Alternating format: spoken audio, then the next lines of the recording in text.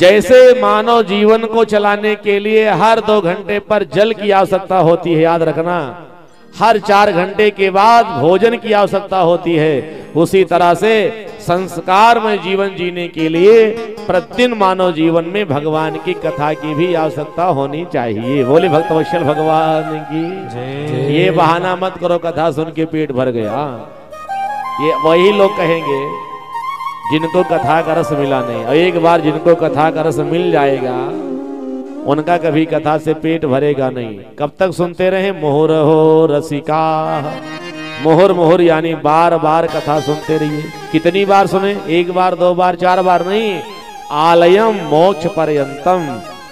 भगवान की कृपा से जब तक मोक्ष की प्राप्ति ना हो जाए, जब तक परम धाम न मिल जाए, तब तक पावन मंगलमय कथा सुनते रहो।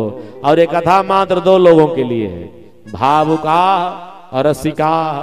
जो भगवान के भावुक भक्त हैं उनके लिए, और जो भगवान की कथा के रसिक हैं उनके लिए। 2 ही लोग कथा पांडाल में आते हैं। अब आप कहोगे 2 लोग आते हैं, इतने लोग क्यों आ गए? 2 लोगों की विचारधारा ही कथा पांडाल में आएगी। जो भगवान के कथा के रसिक हैं वो आएंगे, और जो भगवान के सच्चे भक्त हैं वो आएंगे। इसके अलावा तीसरा व्यक्ति यहाँ पर आ नहीं सकता। क्यों? क्योंकि पूर्व जन्म के पाप से हरि चर्चा न सुहा, जैसे ज्वर के ताप से भूख भस्म होए जा। पूर्व जन्म का पाप जब मनुष्य के सर पर चढ़ करके चिल्लाता है ना, तो दरवाजे पर कथा होती है और घर में बैठ करके सब लोग प्रपंच करते हैं। गांव में कथा होगी, चौराहे पर बैठ करके लोग प्रपंच करेंगे, कथा सुनने नहीं आ पाएंगे। याद रखना, जैसे जब ज्वर यानी जब बुखार से जीव ग्रसित होता है ना, फीवर जब रखना शुरू हो जाता है, शरीर में फीवर प्रारंभ हो जाता है, 10-10 दिन बीत जाता है, भूख नहीं लगती, भूख भस्म हो जाती है। ऐसे जब पाप सर पर चढ़ करके चिल्लाता है तो जीव को भगवान की कथा भी अच्छी नहीं लगती। बोली भक्तवत्सल भगवान की। जैसे पहले के जमाने में तो बहुत कम, लेकिन आज ऐसा समय आ गया, 1 महीने के बाद देखिएगा हर चौराहे पर, हर जगह, पहले बड़े बड़े महानगरों में व्यवस्था होती है, अब हर चौराहे पर कुछ लोग निःशुल्क प्याऊ जल लगा के बैठते हैं। बाजार जाइए तो 1-2 लोग मिल जाएंगे, निःशुल्क जल पिलाते हुए दिखाई पड़ेंगे। भैया ये काम कब से आपने शुरू किया? चौराहे पर जाकर के जब देखोगे तो कोई निःशुल्क जल लेकर के बैठा है। गर्मी का महीना चल रहा है, लोग प्यास से तड़प रहे हैं। मैंने सोच रखा है कि 3 घंटे प्रतिदिन दोपहर में निःशुल्क जल पिलाऊंगा, ठीक है। लेकिन हम लोग अपने घर से जल पी करके निकले और सामने वाले चौराहे पर कोई प्याऊ जल लगा के बैठा हो तो जाके पूछेंगे, भैया कब से काम आपने शुरू किया? अरे 1 महीना हो गया।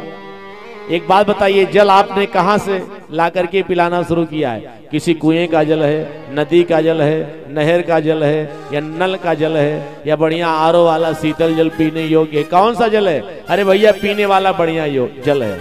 जिस पात्र में आपने जल रखा है, ये पात्र आपका स्वच्छ है, साफ है, निर्मल है? अरे भैया स्वच्छ है। जिस पात्र से जल पिला रहे, वो गिलास, वो लोटा, वो जग, अरे बढ़िया ये भी पवित्र है। तो हम लोग प्यास तो लगी नहीं, दुनिया भर का प्रश्न करेंगे, फिर गाड़ी आगे बढ़ा के चले जाएंगे, जल भी नहीं पिएंगे। लेकिन हम ही आप कहीं राजस्थान के रेगिस्तान में फंस गए हो, प्यास से तड़प रहे हो, 4-6 घंटे से जल देखने को न मिला हो और लगता है जल के बिना प्राण निकल जाए। अच्छा आप बताइए, ऐसी स्थिति में जब कोई प्याऊ जल लगा के कहीं चौराहे पर बैठा हुआ व्यक्ति दिख जाएगा तो क्या हम जाके पूछेंगे आपका जल कहाँ का है? आपका जल स्वच्छ है कि नहीं? आपका पात्र स्वच्छ है कि नहीं? हमारा एक भी प्रश्न नहीं होगा। क्यों? क्योंकि उस समय हम प्यास से तड़प रहे हैं, मुझे जल पान करके अपने प्यास को बुझाना है, प्राण बचाना है, सीधे जाकर के जल पिएंगे। तो जो इस तरह से भगवान की भक्ति की रसिक प्यासे श्रोता है ना, वो कहीं भी रहेंगे, लेकिन अपने गृहस्थ जीवन के 2-4 घंटे के कार्य को छोड़ करके और कथा पांडाल में आकर के भगवान की कथा अवश्य सुनेंगे। बोली भक्तवत्सल भगवान की जय।